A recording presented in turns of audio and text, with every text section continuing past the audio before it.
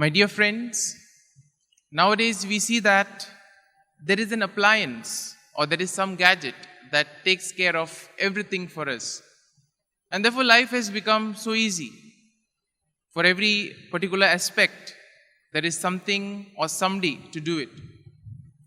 But as we see that even these gadgets, these appliances do have shortcomings.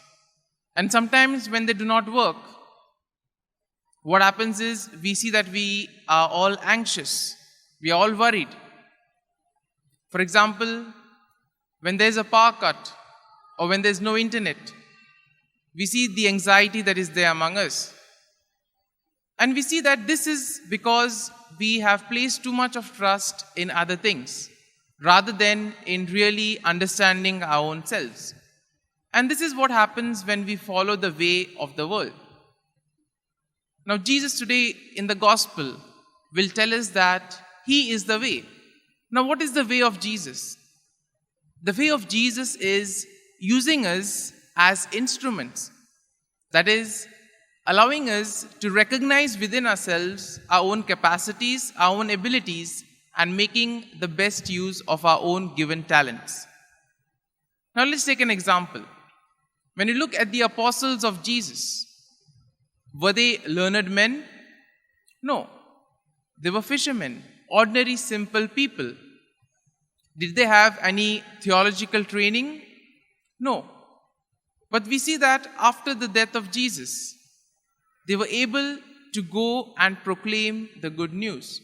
These same disciples who during the passion of Jesus were afraid, one denied Him, the others hid themselves in the room, some were going away, but later on, filled with the power of the Holy Spirit, filled with the experience of the risen Lord, they are able to go to different parts of the world irrespective of any fear, irrespective of any punishment that they may face, and they are able to proclaim the good news. And this is what happens when we place our full faith and trust in Jesus. Now we see that in today's first reading, there's a very important message with regards to how we go about our own Christian living.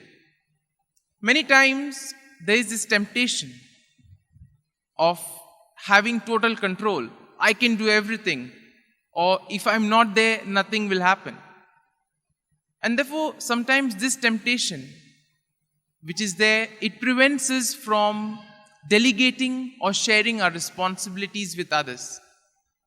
Sometimes in the bid to be perfect, we try to take everything upon our own selves. And as a result of it, we see that the work gets hampered. The mission is unattended. And this was exactly the same thing that was happening in the first Christian community. Now, for the second Sunday of Easter, you would have heard how the Christian communities were living together in peace and unity, everyone coming, sharing things, etc.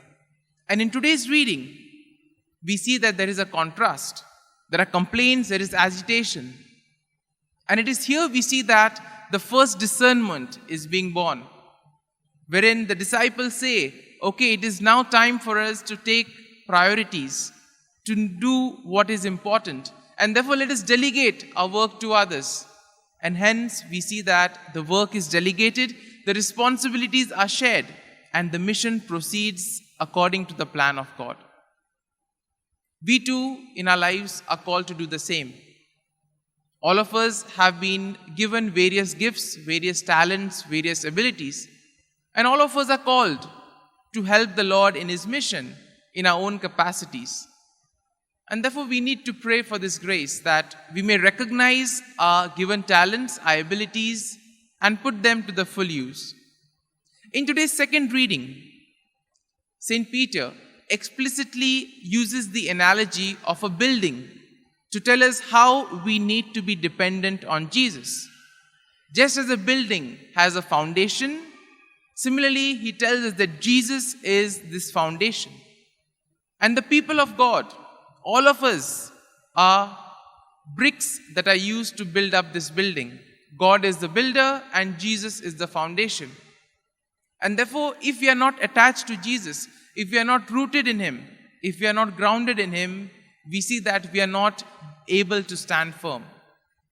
And that is why we see that when the disciples in today's gospel are a bit anxious about what will happen, Jesus tells them, do not worry. Place your faith and trust in me. Follow my way and everything will be according to plan. This is the same message that Jesus wants to tell each and every one of us today. Do not be afraid. I am there with you. I will show you the way.